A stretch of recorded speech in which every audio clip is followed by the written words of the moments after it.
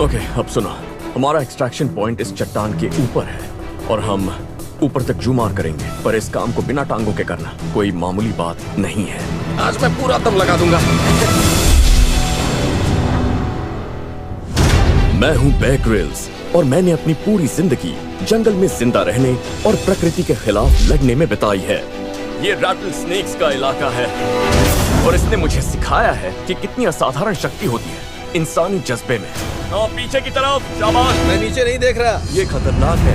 अब फेसबुक के जरिए बेयर प्लीज मुझे चुनो। हाय बेयर, प्लीज मुझे चुनो। हाय बेयर। आपके दोस्त, पड़ोसी और परिवार मेरे साथ एडवेंचर पर जा सकते हैं। ऐसा कुछ मैंने पहले कभी नहीं किया है। अनोखी कहानियों वाले आम लोग मजा आ रहा है। अपने आम जीवन से दूर आज हम ये खाएंगे। नहीं। मानसिक और शारीरिक कठिनाइयों से लड़ने की कोशिश करेंगे। मुझे मेरे परिवार से दूर कर दिया। इस नए और अनोखे अनुभव में आप भी उनके साथ होंगे। अब फेसबुक के जरिए हमें बताइए आपको इस हफ्ते का एपिसोड कैसा लगा। 360 में देखिए उन्हें चुनौतियों का सामना करते हुए। ओह माय गॉड, मैं किस मुसीबत में फंस गया। ये है आपका अपना शो फेस द वाइल्ड।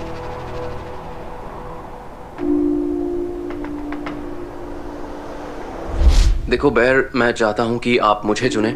मैं एक फॉर्मर रिकॉन मरीन हूँ और मैं एक एम्प्यूटी भी हूँ। जब से मैंने अपने पैर खोए हैं, कई उतार चढ़ाव देखे हैं और मैं कोशिश करता हूँ कि हर हाल में मैं खुश रहूँ।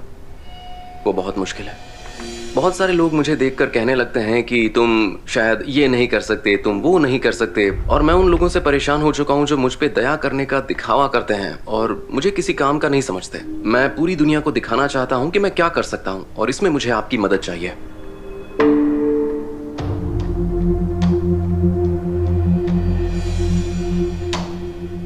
मेरे जीवन का सबसे गौरवशाली समय वो था जब मैं मिलिट्री में ब्रिटिश स्पेशल फोर्सेस के साथ सर्व कर रहा था। सर्व करते हुए एक फ्री फॉल एक्सीडेंट में मेरी बैक टूट गई और जब मैं पीछे देखता हूँ तो लगता है जीवन में आए हुए तूफान हमें और मजबूत बनाते हैं। तो मैंने जॉनथन को इसलिए चुना क्योंकि मैं उस तरह के इंसान को एडवेंचर पर ले जाना चाहता था जिसने अकल्पनीय दर्द को सहा है और फिर भी खुद को साहस से, गरिमा से और दृढ़ संकल्प से संभाला है। जॉनथन हम सब के लिए एक जीती जागती मिसाल है। वो एक भूतपूर्व मरीन है। उन्होंने अफगानिस्तान में अपने दोनों पैर खोए और फिर भी उन्होंने विकलांगता से जुड़ी हर तरह की धारणा को तोड़ मरोड़ कर रख दिया है। आप सोच रहे हैं कि बिना टांगों के एडवेंचर नहीं हो सकता? फिर से सोचिए।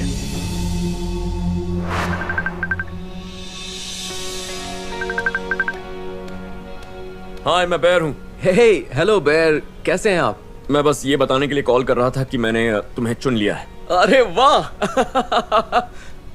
मजा ही आ गया। मैं सच कह रहा हूँ, आपके कॉल का मैं इंतजार कर रहा था। तुम्हारी कहानी सबसे अलग थी और तुम्हारा सफर बहुत ही कमाल का रहा है। तुम कमाल के इंसान हो, तो मुझे लगा तुम्हारे साथ वक्त बिताना और एडवेंचर पर जाना मेरे लिए बहुत खुशी की बात हो। शुक्रिया, ये सुनकर बहुत अच्छा लगा। मुझे बहुत मजा आएगा। तुम्हारे पास तैयारी के लिए कुछ दिन हैं और फिर जब अगली बार मिलेंगे तो सीधे एडवेंचर पर निकल जाएंगे। तो उम्मीद है तुम तैयार होगे। बहुत बहुत शुक्रिया, मजा आएगा। मुझे इंतजार रहेगा। शाबाश, तुम्हें खुद पर नाज होना चाहिए। हम जल्दी मिलेंगे। ठीक है, थैंक यू बेयर। गॉड ब्लेस, ख्याल रखना। बाय। हम पहुंच गए। ये जॉनथन का होटल है। वो बेयर के साथ एक एडवेंचर पे जाने वाले हैं। हाउसकीपिंग। कैसे हो दोस्त? मैं ठीक हूँ। मैं रॉब, सब ठीक है ना? हाँ बिल्कुल। मुझे भी बहुत खुशी हुई आपसे मिलकर। हाँ, हमें भी। तैयार हो? हाँ, एडवेंचर के लिए तैयार हो? हाँ, अच्छी बात है। आप तो काफी जल्दी आ गए। बेयर चाहते थे कि मैं तुम्हें ये बैकपैक दूं और इसके अंदर है एक गोप्रो जो चेस्ट पर लगता है ताकि हम तुम्हें रोते चिल्लाते देख सकें। ऐसा कुछ नहीं होने वाला। हेलमेट और एक हार्नेस। जेफ तुम पर माइक लगा देगा, ठीक है? और हम तुम्हें वहां छोड़ेंगे जहां बेयर तुमसे मिलेंगे। ठीक है। मुझसे कोई सवाल पूछना है? नहीं, वैसे भी सब कुछ एक सरप्राइज ही होने वाला है। सही कहा। हाँ, हम 4 या 5 मिनट बाद जमीन पर होंगे।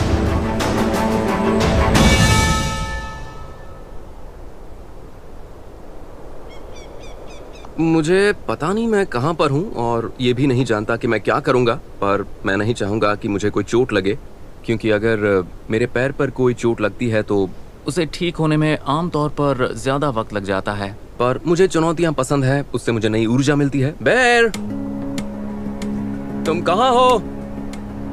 कोई है?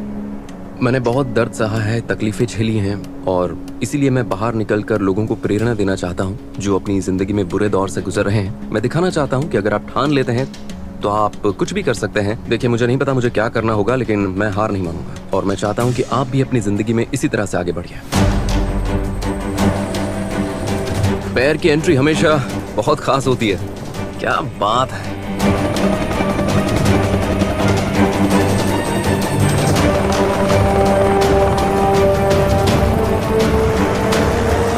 कैसे हो जोनाथन? फेस द वाइल्ड में स्वागत है। मजा आएगा। मिलकर अच्छा लगा। तुम तैयार हो? हाँ, तैयार हूँ। ओके। बैर, मुझसे मुश्किल काम ही करवाना, क्योंकि तब तक मुझे मजा नहीं आएगा जब तक मैं कोई चुनौती का सामना नहीं करता। अब मैं पीछे हटने वालों में से तो हूँ नहीं, तो चलो हो जाए। क्या हम चेयर यहीं पीछे छोड़ सकते हैं? हाँ।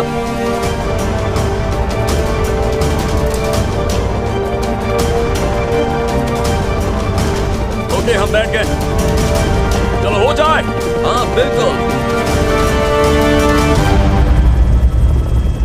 ये हमारी खुशनसीबी है कि तुम हमारे साथ हो। Thank you. बहुत मजा आएगा। मैं भी इसके लिए बिल्कुल तैयार हूँ। तुम्हें इन सब चीजों की आदत है। शो के बाकी मेहमान जब हेलीकॉप्टर में बैठते हैं तो कांपने लगते हैं।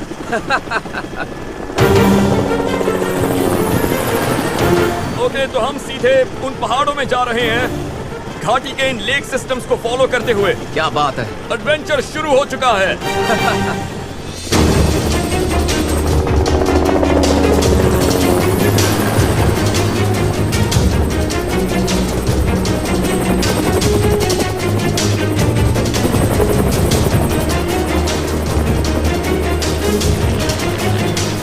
हाँ, हम ठीक हैं। बहुत ही कमाल की राइड थी। बहुत मजा आया। थीम पार्क से तो बहुत अच्छी थी, मजा ही आ गया। हेलीकॉप्टर राइड बहुत ही कमाल की थी, बहुत मजा आया। उन दिनों की याद आ गई जब मैं मरीन कोर में था। उन दिनों ये सब हम करते रहते थे, तो दिन की शुरुआत बहुत अच्छी रही। ओके, तो यहाँ से हम उसमें बैठेंगे और फिर सीधे झील के उस पार जाएंगे। Roger that. ओके, चलिए। बहुत मजा आया। अभी से अच्छा महसूस कर रहा हूँ। मुझे इस आदमी की हिम्मत की दाद देनी होगी। वाकई मैं बहुत हैरान हूँ, लेकिन बहुत खुश भी। क्या बात मैं है, कभी हार कैसे नहीं कर मानता। लेते हो? Oh my God. पहला मिशन है उस बड़ी झील के उस पार जाना, और फिर उसके बाद हम ऊपर चढ़ेंगे, लेकिन जब टांगे ना हो तो वही काम एक अलग लेवल पर पहुंच जाता है। आज का दिन दिलचस्प होगा। तो तुम कैंसस में बड़े हुए हो? हाँ। मुझे बताओ, तुम्हारा बचपन कैसा था? बहुत अच्छा था। हम गांव में रहते थे, तो बहुत भागते दौड़ते थे, मेरे भाई और मैं। तुम सब कितने और मेरी भाई हो? बहन भी। मेरे 2 भाई हैं, एक जुड़वा है। सच में? हाँ, हम शुरू से ही चाहते थे कि हम मरीन्स बने। साथ में ज्वाइन किया, बूट कैंप में साथ कमाल गए। है। तब तुम लोग कितने साल के थे? जब हमने पेपर साइन किया तब हम 17 के थे। Oh my God. तो उस वक्त पेरेंट्स ने क्या कहा? और मेरी मॉम तो रो रही थी, और 9/11 के बाद उन्हें लगा कि हम आर्मी छोड़ देंगे, पर हमने ऐसा नहीं किया। अच्छा। क्योंकि सच कहूँ तो हम उससे दूर नहीं रह सकते। मेरी मॉम अंदर से बहुत मजबूत है। उन्होंने खुद को संभाला और हमें सपोर्ट किया, और डैड तो पहले से ही सपोर्ट करते थे। क्या वो भी मिलिट्री में थे? नहीं, वो सर्व करते थे, पर हाँ, वो मिलिट्री में तो नहीं थे। अच्छा, तो मतलब 17 की उम्र से ही तुमने ये सब देखा है? हाँ, मैं बूट कैंप में चला गया था। मेरा भाई और हाई स्कूल के हमारे 3 दोस्त, हम सब ने साथ में ही ज्वाइन किया था। तो तुम और तुम्हारा भाई वहाँ पर साथ में थे? हम बूट कैंप में साथ थे, हमें एक ही प्लेटून में रखा गया था। क्या इस वजह से तुम्हें वहाँ टारगेट किया गया था? हाँ बिल्कुल। उन्होंने कहा कि तुम ऐसे कंफर्ट जोन में नहीं रह सकते, तो मुझे अलग तरीके से ट्रीट किया गया।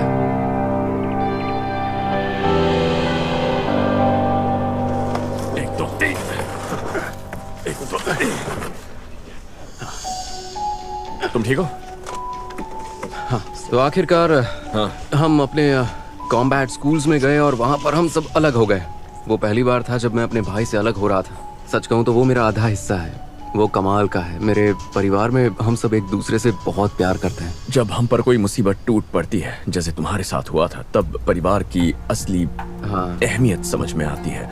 मुझे याद है जब मैं मिलिट्री में था, एक फ्री फॉल एक्सीडेंट में मेरी पीठ टूट गई थी। वो तुम जैसा बिल्कुल नहीं था, पर वो जो भी था उस वक्त मेरे लिए मेरा परिवार ही सब कुछ था।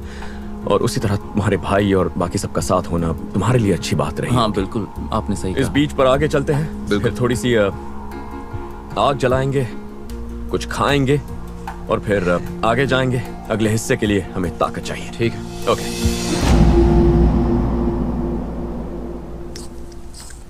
लो जल गई। क्या बात है, ये बोझ बाक है, सर्वाइवर्स के बहुत काम आती है। क्या बात है, ये होता है जब आप एक रिकॉन मरीन को किसी सर्वाइवल मिशन पर ले जाएं, एक बार में आग जला लेते हैं। हाँ। कमाल है। बहुत से लोगों को लगता है कि पैर चले जाएं तो खेल खत्म, पर हाँ। तुम उस सोच को गलत साबित कर रहे हो। मैं एम्प्यूटीज के बारे में लोगों की सोच को बदलना चाहता हूँ। ऐसा बहुत कम होता है कि लोग इतनी बुरी तरह से जख्मी होते हैं, और कभी कभी लोगों को झटका लगता है, खासकर जब बच्चे मेरे सामने आते हैं तो वो डर जाते हैं। कुछ लोग शायद समझ नहीं पाते होंगे तुम्हें, जब रिएक्ट अचानक देखते होंगे तो रिएक्ट कैसे करना है। कहते होंगे ओ माय गॉड, इसकी पैर हाँ, नहीं है। और मुझे लगता है कि ना चाहते हुए भी लोगों के मुंह से वो शब्द निकल ही जाते हैं। उनके मुंह से निकल जाते हैं। ओह, हाँ, देखो उस आदमी के पैर नहीं है। उन्हें पता नहीं कि तुम सुन सकते हो। हाँ बिल्कुल, और इसीलिए मेरा इस शो में आना बहुत जरूरी था, ताकि मैं लोगों को दिखा सकूं कि मैं क्या कर सकता हूँ। और अगर एतराज ना हो तो मैं जानना चाहूंगा कि उस दिन तुम्हारे साथ क्या हुआ था। जब मैं जख्मी हुआ, कॉम्बैट ऑपरेशंस बंद होने में सिर्फ 4 दिन थे। हमें पता था कि हम अपनी डिप्लॉयमेंट के आखिर में हैं, और वो शायद हमारा आखिरी मिशन है। और हमारा मिशन दुश्मन ट्रूप्स की फॉरवर्ड लाइन के पीछे जाकर उनके ऑपरेशंस में उनकी रैट लाइंस, उनकी सप्लाई लाइंस में रुकावटें पैदा करना था, ताकि घाटी की तरफ जा रहे दूसरे प्लेटून्स पर नजर रख सकें।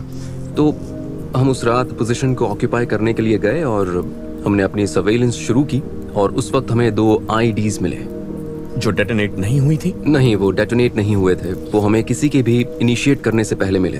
हम फौरन समझ गए कि ये एक हॉट स्पॉट है।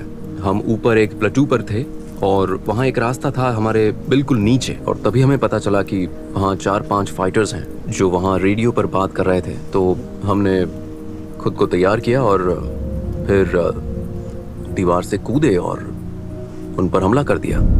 और मुझे पता था कि अब कुछ भी हो सकता है। मतलब हमने अभी सड़क पर 5 फाइटर्स को मार डाला है, तो दुश्मन को पता चल गया था कि हम कहाँ हैं। तो हम अपनी पोजीशन को फोर्टिफाई करने में लगे हुए थे। तब हमारे साथी हम पर सैंडबैग्स फेंक रहे थे। तभी मैंने सुना कि मेरे एक दोस्त ने मुझसे कहा कि हे जॉन, मेरी तरफ वो सैंडबैग फेंको।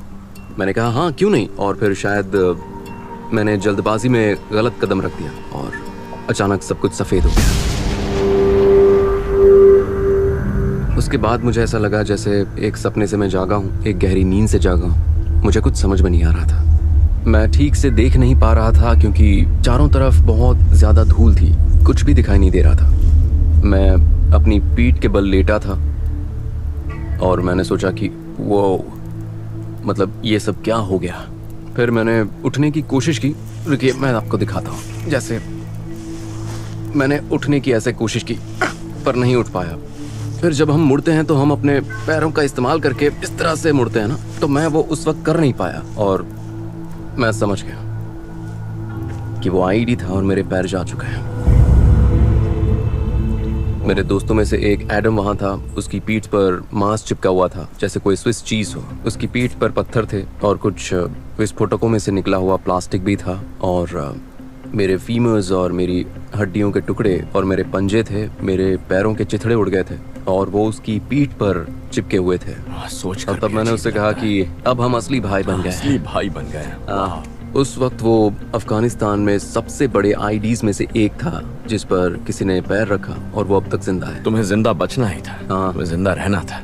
उसके लिए ये बताना बहुत ही मुश्किल रहा होगा कि उस पर क्या बीती थी जब उस आईडी का धमाका हुआ था, और उस पर जो बीती थी उसको उसी की जुबानी सुनना वो मेरे दिल को छू लेने वाला अनुभव था, और वो बहुत समय तक मेरे साथ रहेगा। उसके बाद मुझे मेरे दोस्तों ने बताया कि अफगानिस्तान में जब मेरी सर्जरी हो रही थी उस वक्त मेरी दिल की धड़कन 3 बार रुक गई थी। मुझे 75 यूनिट्स खून चढ़ाया गया था।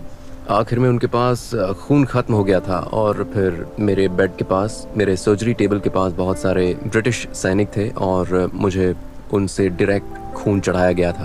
तो उस हॉस्पिटल में तुम कितने दिन थे? मैं हॉस्पिटल में शायद 3 साल रहा। 3 मतलब मैं साल? लगातार वहाँ नहीं रहता था। हाँ। पर हाँ, सर्जरी के लिए मुझे आते जाते रहना पड़ता था। रिहैब के लिए भी आते जाते रहना पड़ता था। तो तुम्हारी कितनी सर्जरीज हुई हैं? 60 से ज्यादा। 60 से ज्यादा? नर्व पेन के लिए स्पाइनल कॉर्ड स्टिमुलेटर इम्प्लांट हुआ है। क्या अभी बहुत ज्यादा नर्व पेन वो है? मेरी सबसे बड़ी शिकायत है। जब मैं जख्मी हुआ और मेरे पैर चले गए तो मैंने सोचा कि ठीक है, मैं इसे झेल लूंगा, कोई बात नहीं। पर मुझे ये नहीं पता था कि मुझे नर्व पेन होगा, और वो पेन ऐसा लगता है जैसे आपको बिजली का झटका लगा हो। और वो दर्द कहाँ पर होता है? वो बिल्कुल आगे से शुरू होता है, यहाँ से।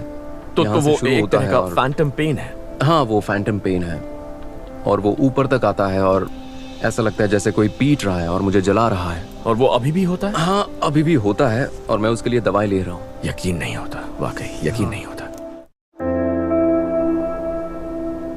जब मैं पीछे मुड़कर देखता हूँ तो मुझे परेशानी नहीं होती। मुझे बस एक ही चीज़ से परेशानी होती है, और वो ये है कि मेरी फैमिली को ये सब देखना पड़ा, उन्हें ये सब झेलना पड़ा।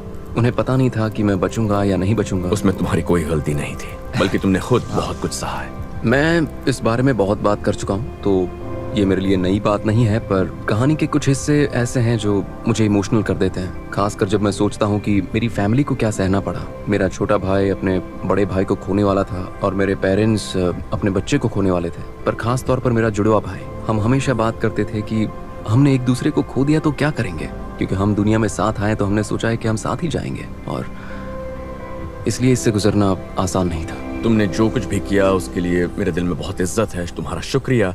और हीरो शब्द अक्सर बहुत ज्यादा इस्तेमाल किया जाता है, लेकिन मैं वाकई नहीं, मैं एक कोई हीरो असल नहीं को देखा। यकीन मानो, तुम एक हीरो हो। शुक्रिया दोस्त। आज उस शब्द के कुछ मायने हैं। यहाँ पर एक कनेक्शन है जिसे मैं चाहता हूँ आप दर्शक भी महसूस करें।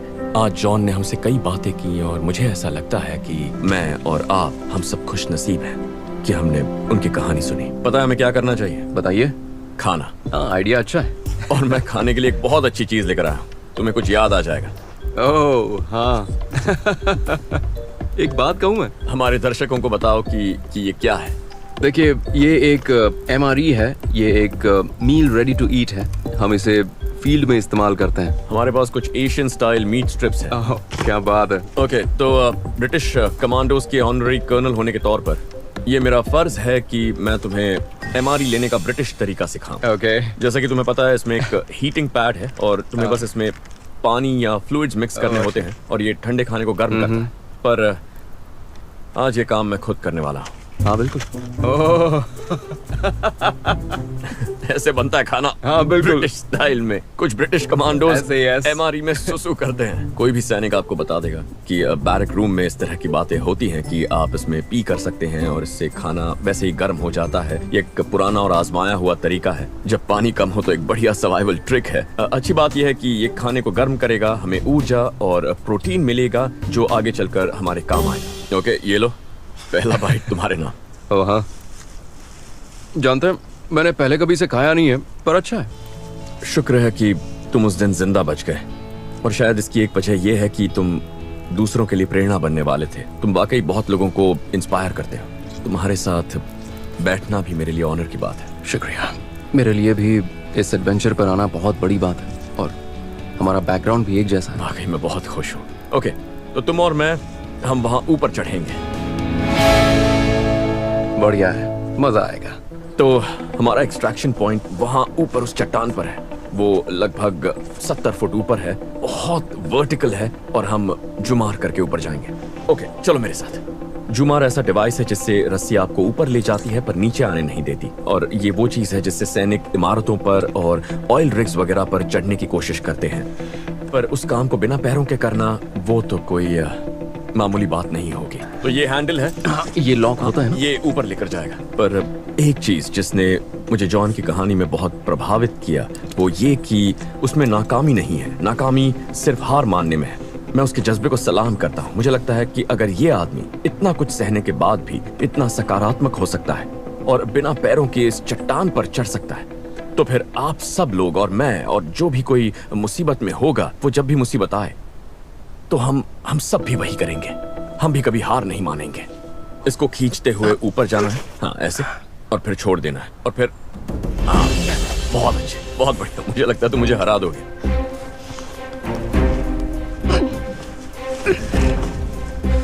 हाँ शाबाश, यहाँ पर थोड़ा सा। तुम चाहो तो राइट में जा सकते हो थोड़ा सा। मैं कर लूंगा, मुझे मदद नहीं चाहिए।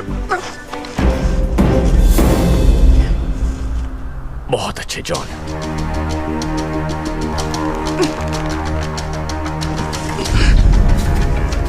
क्या बात है जॉन, मुझे यकीन नहीं हो रहा है। अब मुझे पहले से आसान लग रहा है।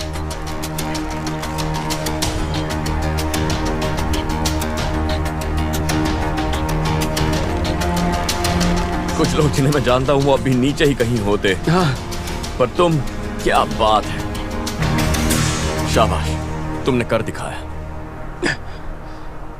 सच कहूं तो मुझे एक रिकॉन मरीन होने के नाते बहुत फायदा हुआ है। मेरी रिकवरी में उसका बहुत बड़ा हाथ है। उन्होंने मुझे सिखाया है कि चाहे कुछ भी हो जाए, जिंदगी में कभी हार नहीं माननी है।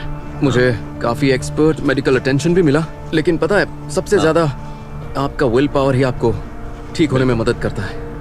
बस हार नहीं माननी है, चाहे मेरे कुछ भी दोस्त, हो जाए तुम्हारे अंदर वो जिंदगी में। जज्बा, वो जिद कूट कूट कर भरी हुई है। हाँ, अगर आज मैं जिंदा हूँ तो उसके पीछे बस एक ही चीज है और वो है विल पावर। हाँ,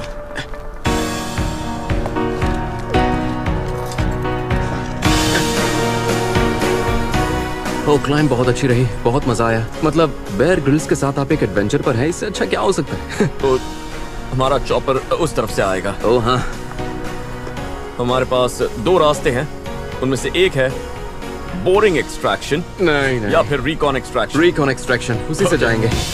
तो चलो चलते हैं। अगर सच कहूं तो मैं थोड़ा घबराया हुआ था कि जॉन के साथ इस जूमार क्लिफ फेस क्लाइंब की कोशिश करूं या नहीं, पर फिर मैंने सोचा कि उनमें इतनी सारी पॉजिटिव एनर्जी है और वो एक असली मरीन मैन की तरह ऊपर ऊपर ही जाते रहे। कमाल की प्रेरणा, कमाल की मिसाल, इतने लोगों को इंस्पायर करते हैं और वो ऊपर भी पहुंचे तो मुस्कुराते हुए पहुंचे। तैयार हो जाओ, हेलीकॉप्टर नजर आ रहा है।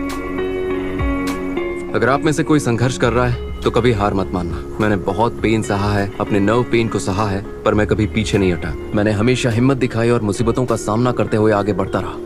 एक बात याद रखें, कभी हार ना माने। कोई दूसरा आपसे ज्यादा परेशान है, इसलिए शिकायत करना बंद करें और हिम्मत रखिए।